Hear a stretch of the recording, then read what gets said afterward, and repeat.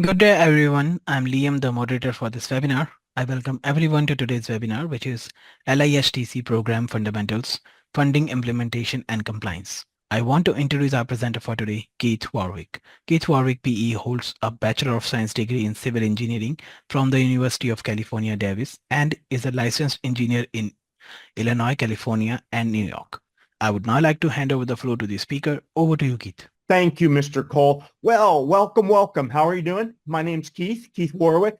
Well, let's look at LIHTC. Okay, just to put it in a nutshell, LIHTC is a program that helps poor people, low-income people, find housing. It's a very good program. Okay, it was created by the Tax Reform Act of 1986, so the program has been a while. Now, it's a supply and demand issue. In other words, if you do not have enough housing for low-income people, which is the case, then the price goes up. And it's difficult for low-income people, even operating under a government-subsidized home program, to find a place that they like. And even if they can find a place that they like, it's too expensive. So along with prompting developers to build more low-income housing, it also reduces the cost for tenants. In other words, a tenant is only expected to pay for 30% of their income for housing, which is a very reasonable number. And this is an IRS, Internal Revenue Service program, but it takes into account HOTMA, which we'll mention in a little bit, because the IRS has to use the HOTMA limits.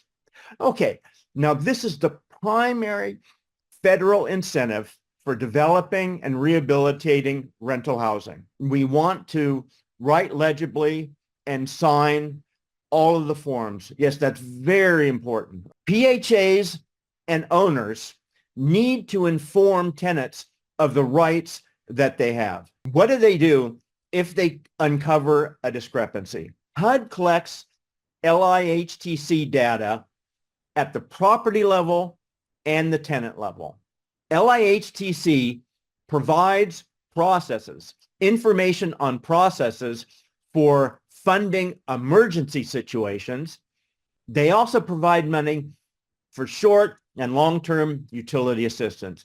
The inspectors assign 100 points prior to the inspection, and then the inspector will subtract the requisite number of points for a deficiency. The main purpose of the LIHTC is to have inspection protocols that allow people to live in a dignified and comfortable manner.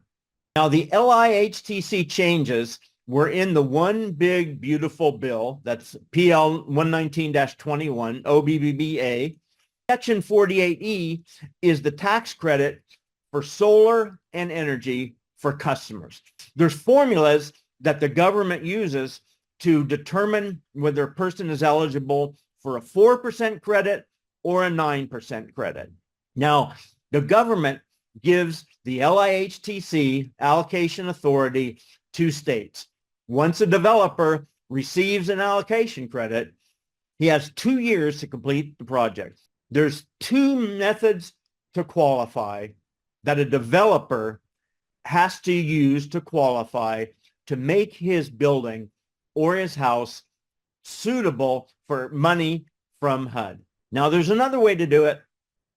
The 2018 Consolidated Appropriation Acts lets developers average the income of tenants. LIHTC only helps with part of the cost of the projects, so sometimes a developer will have to go someplace else and get a loan. These are some mistakes that you definitely don't want to make. Student rules. That means forgetting that there's a deduction for students. You fail to verify the income, that's a problem. Forgetting to give people utility allowances. Not processing the initial occupancy. HOTMA is housing opportunity through modernization.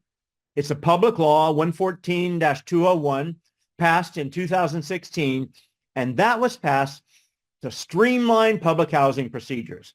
Initially, HUD was supposed to go into effect January 2024. But it takes a long time to develop regulations after a law is passed so that it works out efficiently. So the deadline is now January 1st, 2027. The EIV is a program that gathers information electronically to determine if a person has too high or too low of an income. I thank you for being here. And again, this is Keith Warwick, and I enjoyed sharing with you. So that's the end of my presentation. Thank you. Thank you, Keith. And thank you, Keith, once again. That concludes the session for today. Thank you, everyone, for participating. You may all disconnect now.